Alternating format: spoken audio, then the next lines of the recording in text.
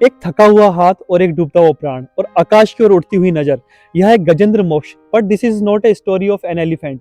यह कहानी है मनुष्य के भीतर, जब ईगो अपनी अंतिम सीमा तक पहुंच जाता है और ग्रेस जन्म लेती है। गजेंद्र मतलब गज प्लस इंद्र, यानी मन की सत्ता जो अपने विचारों, इच्छाओं और नियंत्रण को सबसे बड़ा समझता है। मगर जब जीवन का दलदल बहुत गहरा हो जाता है, तब यही मन दोस्तों सबसे पहले घबराने लगता है।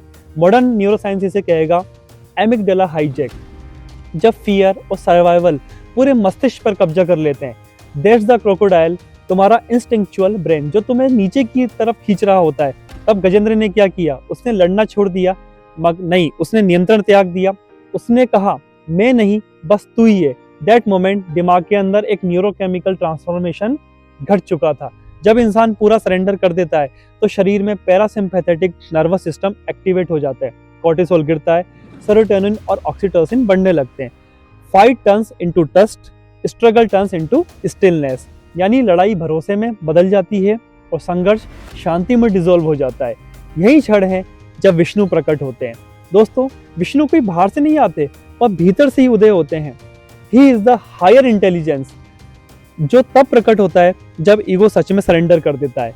वेदांत कहता है ज्योतिर्निर्ज्योति ही, भीतर कोई है जो तुमसे बड़ा है मगर तुम्हारे ही भीतर छुपा है। एंड वहीं से इंटेलिजेंस जागती है जब ईगो टूटता है। गजेंद्र बचा इसलिए नहीं कि उसने फाइट किया, वो बचा क्योंकि उसने सरेंडर किया। ये वीकनेस नहीं, ये है ट्रस्ट बेस्ड इवोल्यूशन। माइंड के पार की इंटेलिजेंस तभी काम संभालती है जब तुम सच में लेट गो करते हो।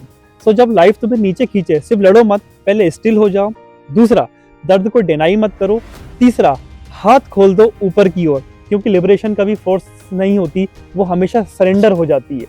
असल में गजेंद्र कभी डूब नहीं रहा था, वो तो जाग रहा था। प्रणिपात।